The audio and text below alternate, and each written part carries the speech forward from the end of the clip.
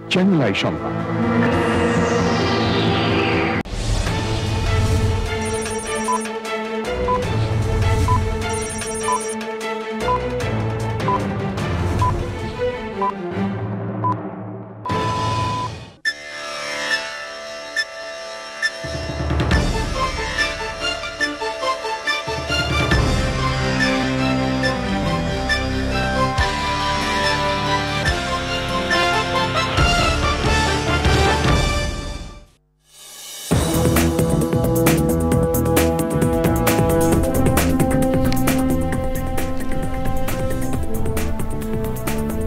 আসসালামু আলাইকুম, স্বাগত জানাচ্ছি চ্যানেল আই সংবাদে।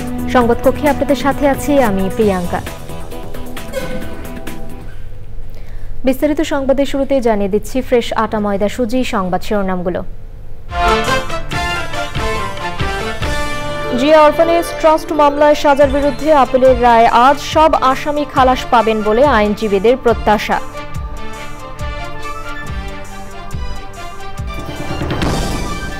ব্রিটেনের মন্ত্রিসভা থেকে টিউলিপ সিদ্দিকীর পদত্যাগ, ক্ষমতায় থাকলে সরকারের কাজে সমস্যা হতে পারে বলে সরে দাঁড়ানোর দাবি।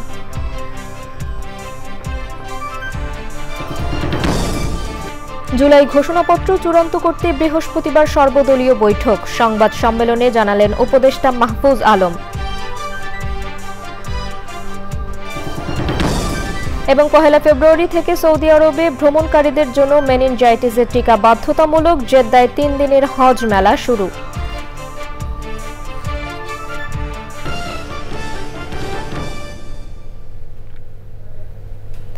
সংবাদ শিরোনামগুলো জানাচ্ছিলাম। এখনকার সংবাদ আয়োজন একই সঙ্গে চ্যানেল আই এর ইউটিউব চ্যানেলে এবং চ্যানেল আই এর ওটিটি প্ল্যাটফর্ম আই স্ক্রিনে লাইভ স্ট্রিম হচ্ছে।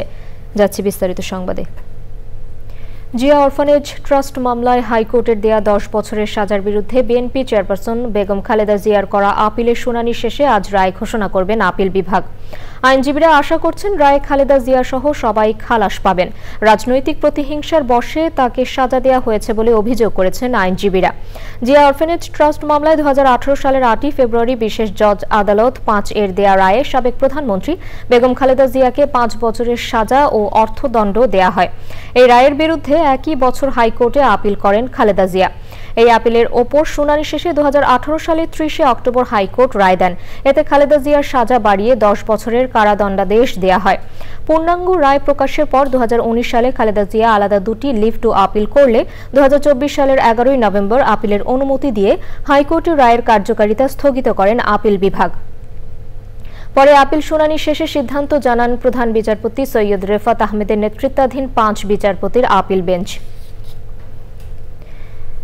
জিয়া অরফানেজ ট্রাস্ট মামলায় রায় ঘোষণা নিয়ে জানতে হাইকোর্টের অ্যানেক্স ভবনের সামনে আছেন মাজহারুল হক মান্না। যাচ্ছি তার কাছে। মান্না, জিয়া অরফানেজ ট্রাস্ট মামলার রায় ঘোষণা কখন শুরু হতে পারে, বিস্তারিত জানতে পেরেছেন কিছু?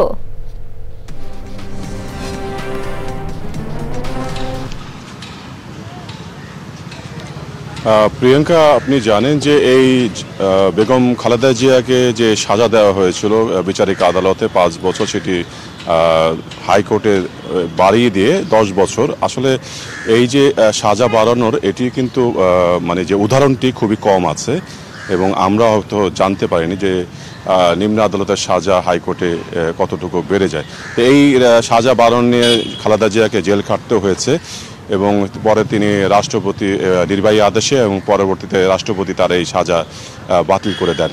যদিও বেগম খালেদা জিয়ার পক্ষের যারা আইনজীবীরা আছেন তারা বলেছেন যে বেগম খালেদা জিয়া রাষ্ট্রপতি বাতিল করলো সাজা, উনি আইনি নিষ্পত্তির চান, কেননা উনি মনে করেন যে এই যে সাজাটি দেওয়া হয়েছে এটা ওনার কাছে সঠিক মনে হয়নি। তো সেই কারণে এটি আপিল বিভাগের যে প্রধান বিচারপতির নেতৃত্বে যে 5 বিচারপতির বেঞ্চ আছে তারাও কিন্তু এই প্রশ্নটা করেছেন যে রাষ্ট্রপতি ক্ষমা করে দেওয়ার পরে এটি আর শুনানির প্রয়োজন আছে কিনা। ওনারা বলেছেন ওনারা শুনানি করতে চান এই জন্য যে আইনি পথে যে এই মামলাটি যে সঠিক নয় তা প্রমাণ করতে। যাই হোক, আমরা দেখেছি যে খালেদা জিয়ার পক্ষে 2টি লিভ টু আপিল করা হয়, পরে আপিলের অনুমতি দিয়ে এইটি রায়ের কার্যকারিতা স্থগিত করা হয় এবং গত মঙ্গলবার থেকে শুরু করে গত সপ্তাহে 3 দিন আর গত এই রোববার, এই সব মিলে 4 দিন এই মামলার উপর আপিলের উপর শুনানি হয়। শুনানির শেষে প্রধান বিচারপতির নেতৃত্বে যে 5 বিচারপতির বেঞ্চ তারা গতকাল সিদ্ধান্ত জানিয়েছেন যে আজকে তারা এই জিয়া অরফানেজ ট্রাস্ট মামলায় রায় ঘোষণা করবেন। এটি কার্যতালিকার প্রথম দিকে আছে। তো আপনারা জানেন যে বিএনপির পক্ষে যে আইনজীবী তারা বলছেন যে বেগম খালেদা জিয়ার সঙ্গে সকল আসামি যারা আছেন সকলেই খালাস পাবেন। তারা মনে করছেন যে এই মামলাটি রাজনৈতিক প্রতিহিংসার জন্য যে করা হয়েছে হয়তোবা রায়ে সেই কথাটি প্রমাণ হবে। এখন দেখার বিষয় প্রধান বিচারপতি জিয়া অরফানেজ ট্রাস্ট মামলায় যে আপিলটি শুনলেন সেই বেঞ্চ কিভাবে এই মামলাটি নিষ্পত্তি করে রায় ঘোষণা করেন। আর আপনারা জানেন যে সর্বোচ্চ আদালত এই রায়টি ঘোষণা করবেন। তারপরে আমরা স্বাভাবিকভাবে যে ধরনের নিরাপত্তা দেখতে পাই সেই ধরনের নিরাপত্তা আমরা দেখতে পাইনি। সাধারণ নিরাপত্তাই আছে, বাড়তি কোনো নিরাপত্তা নেই।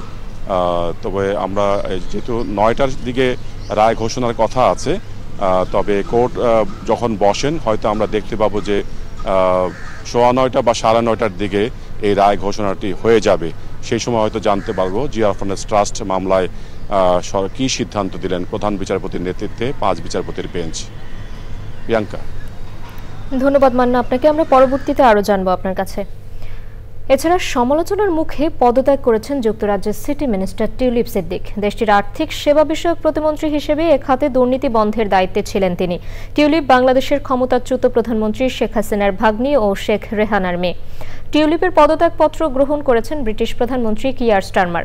টিউলিপ নিজেই এক্সে এক পোস্টে তার পদত্যাগের বিষয়টি জানিয়েছেন। টিউলিপের স্থলাভিষিক্ত হয়েছেন লেবার পার্টির এমপি এমা রেনল্ডস। সৈয়দ অদিতের রিপোর্ট। গত আগস্টে এক গণ অভ্যুত্থানে ক্ষমতাচ্যুত হন শেখ হাসিনা। এরপর তার সরকারের আমলে বাংলাদেশে 9টি অবকাঠামো প্রকল্প থেকে 80,000 কোটি টাকা আত্মসাতের অভিযোগ ওঠে। এতে শেখ হাসিনা ও তার পরিবারের অন্য সদস্যদের সঙ্গে টিউলিপ সিদ্দিকীর নাম আসে। এরপর বিষয়টি নিয়ে যুক্তরাজ্যের বিভিন্ন গণমাধ্যমে খবর প্রকাশিত হয়। এর মধ্যে শেখ হাসিনার সরকারের সঙ্গে সংশ্লিষ্ট বেশ কয়েকজন ব্যবসায়ীর সম্পত্তি টিউলিপের ব্যবহার নিয়ে প্রশ্ন ওঠে। টিউলিপকে বরখাস্ত করতে যুক্তরাজ্য সরকারের প্রতি আহ্বান জানান বিরোধী কনজারভেটিভ পার্টির এক নেতা। টিউলিপ তার বিরুদ্ধে ওঠা অভিযোগ তদন্তের অনুরোধ জানিয়ে চিঠি লেখেন দেশটির প্রধানমন্ত্রীর উপদেষ্টার কাছে। ওই তদন্ত চলার মধ্যেই পদত্যাগ করেন টিউলিপ সিদ্দিক। টিউলিপ নিজেই যোগাযোগ মাধ্যম এক্সে এক পোস্টে এই তথ্য জানিয়েছেন। প্রধানমন্ত্রী কিয়ার স্টারমারের কাছে লেখা পদত্যাগপত্রে টিউলিপ বলেছেন তিনি পদে থাকলে সরকারের কাজে বিভ্রান্তি সৃষ্টি হতে পারে, তাই তিনি সরে দাঁড়িয়েছেন। তিনি মন্ত্রিসভার আচরণবিধি লঙ্ঘন করেননি বলেও উল্লেখ করেছেন টিউলিপ। টিউলিপকে লেখা স্টারমারের একটি চিঠি প্রকাশ করেছে ব্রিটিশ প্রধানমন্ত্রীর কার্যালয়। সেখানে স্টারমার লিখেছেন, আপনার পদত্যাগপত্র গ্রহণ করার পাশাপাশি আমি এটাও স্পষ্ট করে বলতে চাই, স্বাধীন উপদেষ্টা হিসাবে স্যার লরি ম্যাগনাস আমাকে আশ্বস্ত করেছেন তিনি মন্ত্রী হিসাবে আপনার বিরুদ্ধে নিয়ম লঙ্ঘন ও আর্থিক অনিয়মের কোনো অভিযোগের ঘটনা পাননি। গত বছরের 4 জুলাই অনুষ্ঠিত যুক্তরাজ্যের সাধারণ নির্বাচনে লেবার পার্টি থেকে টানা 4র্থবারের মতো পার্লামেন্ট সদস্য নির্বাচিত হন টিউলিপ সিদ্দিক। এরপর তাকে economic secretary to the treasury and city minister পদে নিয়োগ দেওয়া হয়। 2015 সালে প্রথম যুক্তরাজ্যের পার্লামেন্ট সদস্য নির্বাচিত হন tulip. Syed Adit, channel I. July ঘোষণাপত্র চূড়ান্ত করতে সর্বদলীয় বৈঠক হবে বৃহস্পতিবার। প্রধান উপদেষ্টা অধ্যাপক ডক্টর মোহাম্মদ ইউনূস, উপদেষ্টা পরিষদ সহ সব রাজনৈতিক দল, ছাত্র সংগঠনের প্রতিনিধিদের থাকার কথা রয়েছে এই বৈঠকে। মোস্তফা মল্লিকের রিপোর্ট। রাজধানীর ফরেন সার্ভিস একাডেমিতে জুলাই গণ অভ্যুত্থানের ঘোষণাপত্র চূড়ান্ত করতে সর্বদলীয় বৈঠকের তথ্য জানান উপদেষ্টা মাহফুজ আলম। সংবাদ সম্মেলনে তিনি জানান, ঘোষণাপত্র চূড়ান্ত করতে রাজনৈতিক দল ও সব অংশীজনদের সঙ্গে বৈঠক হবে। ঘোষণাপত্রটি কবে দেয়া হবে সেটিও চূড়ান্ত করা হবে ওই বৈঠকে। বৃহত্তর রাজনৈতিক দল বিএনপি, তার পরবর্তীতে জামাত এবং যারা নারী সংগঠনগুলো আছে, শিক্ষক সংগঠন, বিভিন্ন গ্রুপ অফ পিপল, স্টেক হোল্ডারদের সাথে, ছাত্রদের সাথে আমরা কথা বলেছি। যেটা জানতে পেরেছি যে তারা সবাই প্রোক্লেমেশনের বিষয়ে একমত আছেন যে ঘোষণাপত্রটি দিতে হবে। আগামী বৃহস্পতিবার আশা করি সবাই মিলে সর্বদলীয় একটি বৈঠক হবে। এই বৈঠকের ভিতর দিয়ে একটা ঐকমত্যের ভিত্তিতে একটি দলিল প্রণীত হবে এবং ছাত্রদের নেতৃত্বে যে গণ অভ্যুত্থান পরিচালনা করেছে সেই গণ অভ্যুত্থানের একটি প্রেক্ষাপট এবং গণ অভ্যুত্থানের যেই প্রত্যাশা তা এই ঘোষণাপত্রটিতে প্রতিফলিত হবে। ঘোষণাপত্রে কি থাকছে কারা ঘোষণা দেবেন এমন প্রশ্নেরও জবাব দেন উপদেষ্টা। জুলাই যে ঘোষণাপত্রটি আপনি বলছেন এটা আসলে সরকার ফ্যাসিলিটেট করছে বলে জানি, ঘোষণাটা কোন ব্যানারে আসবে? আমরা যদি চাই যে 3rd আগস্টে 5th আগস্টে আমরা যেভাবে কোনো ব্যানার ছাড়া জনগণ ঐক্যবদ্ধভাবে ছাত্রদের নেতৃত্বে উপস্থিত ছিল, সেম ঘটনাটা আমরা রিক্রিয়েট করতে চাচ্ছি, যেখানে আমরা আশা করি যে ডক্টর মোহাম্মদ ইউনূস স্যার এবং অন্যান্য যারা রাজনৈতিক দলের নেতৃত্ব আছেন সবাই উপস্থিত থাকবে। ছাত্রদের নেতৃত্ব থাকবে, কিন্তু সব রাজনৈতিক দলের রিপ্রেজেন্টেশন থাকবে। ডক্টর মোহাম্মদ ইউনূস স্যার থেকে শুরু করে রাষ্ট্রের বিভিন্ন যারা দায়িত্বশীল আছেন, বিশেষ করে অ্যাডভাইজারি কাউন্সিলের অ্যাডভাইজার, ওনারাও থাকতে পারেন। গত 31শে ডিসেম্বর বৈষম্য বিরোধী ছাত্র আন্দোলন ও জাতীয় নাগরিক কমিটি ঢাকার কেন্দ্রীয় শহীদ মিনারে জুলাই গণ অভ্যুত্থানের ঘোষণাপত্র প্রকাশ করতে চেয়েছিল। তখন থেকেই এ নিয়ে রাজনৈতিক অঙ্গনে চলছে নানা আলোচনা। Mostafa Mallick, channel i, Dhaka. এবছর হজ ব্যবস্থাপনায় রোবট, উড়ন্ত ট্যাক্সি ও এআই সহ প্রযুক্তির সর্বোচ্চ ব্যবহার করা হবে। 1 ফেব্রুয়ারি থেকে সৌদি আরবের ভ্রমণকারীদের জন্য মেনিনজাইটিসের টিকা বাধ্যতামূলক করার মাধ্যমে সৌদি আরবের জেদ্দায় শুরু হয়েছে 3 দিনের হজ মেলা।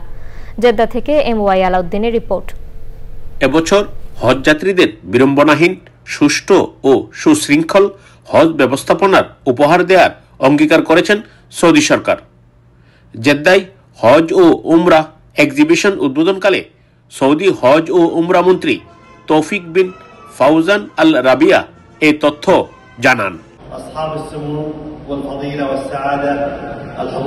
বাংলাদেশ সহ 87টি দেশের ধর্মমন্ত্রী ও বেসরকারি হজ ব্যবস্থাপনার প্রতিনিধিগণ ও হজের সাথে সংশ্লিষ্ট বিভিন্ন কোম্পানির প্রতিনিধিরা মেলায় অংশ নেন। গাম্বিয়ার ধর্মমন্ত্রী, সিয়েরা ধর্মমন্ত্রী, সেনেগালের ধর্মমন্ত্রী, নাইজারের ধর্মমন্ত্রীর সাথে আমরা অনেকক্ষণ কথা বলেছি। সে দেশের হজ, আমাদের হজ নিয়ে তুলনামূলক আলোচনাও আমরা করেছি এবং এর মাধ্যমে আমাদের হজ ম্যানেজমেন্টে আমরা গতি আনতে পারবো। এক ছাতার নিচে বাংলাদেশের বেসরকারি হজ এজেন্সিগুলো হজ যাত্রীদের জন্য পছন্দমতো মোয়াল্লেম ও ক্যাটারিং সার্ভিস বেছে নিতে পারায় সন্তুষ্ট এজেন্সি প্রতিনিধিরা। ওনারা আমাদের সাথে এগ্রিমেন্ট ফাইনাল করেছেন যে ইনশাআল্লাহ ওয়ার্ল্ড ক্লাস সার্ভিস আমাদেরকে দিবেন হাজিদের ব্যবস্থাপনায়। নির্বিঘ্নে হজ পালনে বাংলাদেশি হজ যাত্রীদের সব ধরনের সহযোগিতার আশ্বাস দিয়েছেন সৌদি মোয়াল্লেম সার্ভিস কোম্পানি। حجاج دولة بنغلاديش مع شركة رحلات ومنافع الحمد لله تم التوقيع اليوم والاتفاق।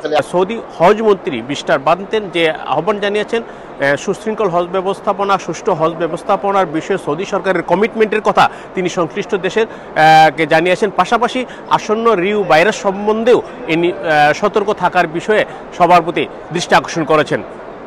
সৌদি আরবের জেদ্দা এক্সিবিশন সেন্টার থেকে MY আলাউদ্দিন, চ্যানেল আই। পাবনার 250 শয্যা বিশিষ্ট হাসপাতালে রোগীর চাপ বেড়ে গেছে। হাসপাতালের চিকিৎসা ব্যবস্থা নিয়ে জানাতে সেখানে আছেন আখতারুজ্জামান আক্তার। আমরা যাচ্ছি তার কাছে। আক্তার, হাসপাতালটির চিকিৎসা ব্যবস্থা নিয়ে বিস্তারিত কি জানতে পেরেছেন? জি প্রিয়াঙ্কা, যেটি আপনি বলছিলেন যে পাবনা, আপনি জানেন একটি পুরনো জেলা এবং একটি 64 জেলা না, এটি 17 জেলার একটি জেলা এবং এই জেলাবাসীর একমাত্র সরকারিভাবে চিকিৎসার ভরসাস্থল পাবনা জেনারেল হাসপাতাল। এখানে 2008 সালে মেডিকেল কলেজ স্থাপন করা হলেও এখন পর্যন্ত হাসপাতালের কার্যক্রম শুরু হয়নি। এজন্য 250 শয্যার পাবনা জেনারেল হাসপাতাল থেকে এখানে জেলাবাসীর সকল চিকিৎসার একটা ভরসা হিসাবে গণ্য করা হয়, কিন্তু সেখানে জনবল সংকট, চিকিৎসক সংকট এবং চিকিৎসা সামগ্রীর সংকটে প্রতিনিয়ত ডাক্তারদের হিমশিম খেতে হয় এবং রোগীর চাপ এত বেড়ে যায় যে এখানে আপনি দেখতে পাচ্ছেন যে এখানে মেঝেতে তাদের ফ্লোরিং করেও তারপরে জায়গা সংকলন হয় না। তো আমাদের এখানে আছেন পাবনা জেনারেল হাসপাতালের সহকারী পরিচালক ডাক্তার রফিকুল হাসান। আমরা তাকে এখানে রেখেছি এবং তিনি কথা বলবেন যে কিভাবে এই হাসপাতালটা পরিচালিত হচ্ছে এবং এই সমস্যা থেকে কিভাবে উত্তরণ করা যায়। ডাক্তার রফিকুল হাসান। আসসালামু আলাইকুম। আমাদের পাবনা জেনারেল হসপিটালের মূল সমস্যা হচ্ছে আমাদের স্থানের সংকট। আমাদের 250 শয্যা হাসপাতালে 600-650 রোগী থাকে সবসময়। এই জন্য আসলে স্থানের সংকুলান হয় না। তাছাড়া আমাদের ডাক্তারদের বেশ কিছু পদ, গুরুত্বপূর্ণ পদ ফাঁকা রয়েছে, যেমন সিনিয়র কনসালটেন্টের পদগুলো প্রায় সবই ফাঁকা। Gynae, surgery, ENT, I, cardiology, এই সব সিনিয়র কনসালটেন্টের পদগুলো ফাঁকা রয়েছে। আর মূলত চিকিৎসা সামগ্রীর ব্যাপারে যে আমাদের 250 শয্যা হাসপাতালে যেহেতু রোগী বেশি থাকে, আমরা সেই 250 শয্যার যে বরাদ্দ সেটা দিয়ে আসলে আমরা 650 রোগীর সেবা দিতে হিমশিম খাই সবসময়। প্রিয়াঙ্কা, যেটি শুনছিলেন যে 250 শয্যার হাসপাতালের যে রোগীদের জন্য যে ব্যবস্থা, সেটি দিয়ে 500-600 রোগীর ব্যবস্থা করা হয় প্রতিদিন। এটি হলো পাবনা জেনারেল হাসপাতালের চিকিৎসা ব্যবস্থা। এই ছিল আমার কাছে। ধন্যবাদ আখতার আপনাকে। আমরা পরবর্তীতে আরো জানবো আপনার কাছে। দর্শক, এবারে বিপিএল আপডেট।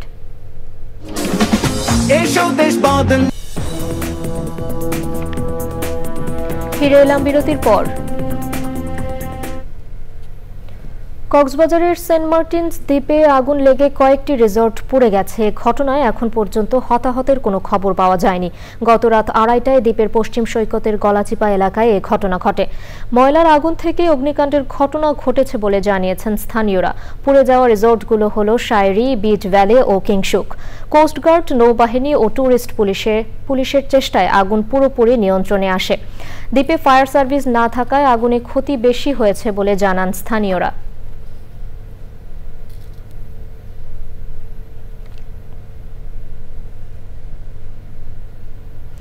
যুক্তরাষ্ট্রের লস অ্যাঞ্জেলেসের ভেঞ্চুরা কাউন্টিতে অটোফায়ার নামে নতুন আরেকটি দাবানল শুরু হওয়ায় আগামী 24 ঘন্টায় পরিস্থিতি আরও অবনতির আশঙ্কা করছে স্থানীয় আবহাওয়া অফিস। সেখানে নতুন করে শক্তিশালী বাতাস বইতে শুরু করায় দাবানল আরও ব্যাপক আকারে ছড়িয়ে পড়ার শঙ্কা তৈরি হয়েছে। জাতীয় আবহাওয়া সার্ভিস এক সতর্ক বার্তায় জানিয়েছে, আগামী 24 ঘন্টায় সেখানে 100 কিলোমিটারেরও বেশি বেগে বাতাস বইতে পারে। এতে যেসব জায়গায় গত কয়েক মাসে কোনো ধরনের বৃষ্টিপাত হয়নি, সেসব এলাকা আগুনের জন্য আরও ঝুঁকিপূর্ণ হয়ে উঠতে পারে। পরবর্তী পরিস্থিতি মোকাবেলায় ফায়ার সার্ভিসের কর্মীরা পুরোপুরি প্রস্তুতি নিয়ে রেখেছেন বলে জানিয়েছেন লস অ্যাঞ্জেলেস কাউন্টির কর্মকর্তারা। প্রায় 1 লাখ মানুষকে তারা নিরাপদ স্থানে সরে যাওয়ার নির্দেশ দিয়েছেন। 1 সপ্তাহের বেশি সময় ধরে চলা এই দাবানলে এ পর্যন্ত 24 জন মারা গেছে, পুড়ে গেছে 12,000-এর বেশি স্থাপনা। এবারে নিটোল টাটা কৃষি সংবাদ।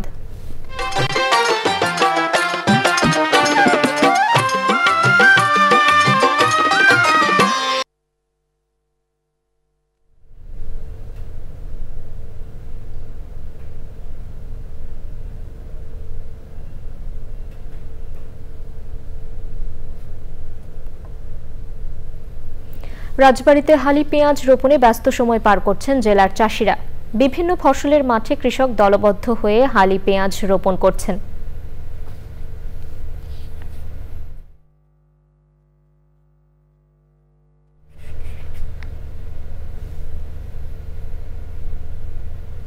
এবারে প্রকৃতি সংবাদ।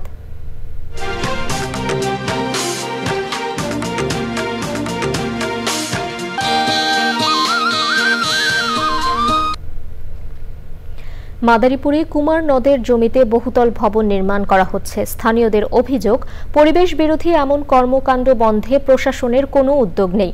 তবে প্রশাসন বলছে দখলদারদের উচ্ছেদে তালিকা করা হচ্ছে।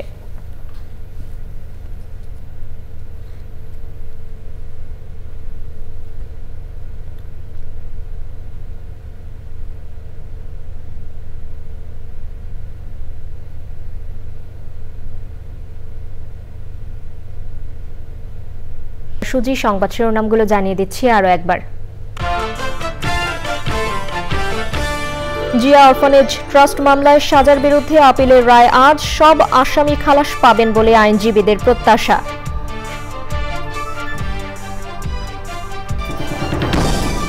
ব্রিটেনের মন্ত্রিসভা থেকে টিউলিপ সিদ্দিকীর পদত্যাগ। ক্ষমতায় থাকলে সরকারের কাজে সমস্যা হতে পারে বলে সরে দাঁড়ানোর দাবি।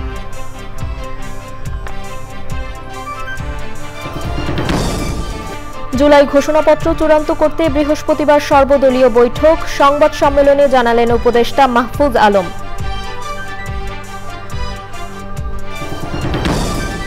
এবং 1 ফেব্রুয়ারি থেকে সৌদি আরবে ভ্রমণকারীদের জন্য মেনিনজাইটিসের টিকা বাধ্যতামূলক। জেদ্দায় 3 দিনের হজ মেলা শুরু।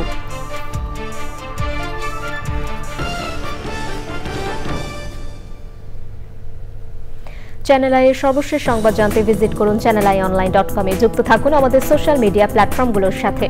দর্শক, এখনকার সংবাদ আয়োজন এই পর্যন্তই। এতক্ষণ সাথে থাকার জন্য ধন্যবাদ সবাইকে।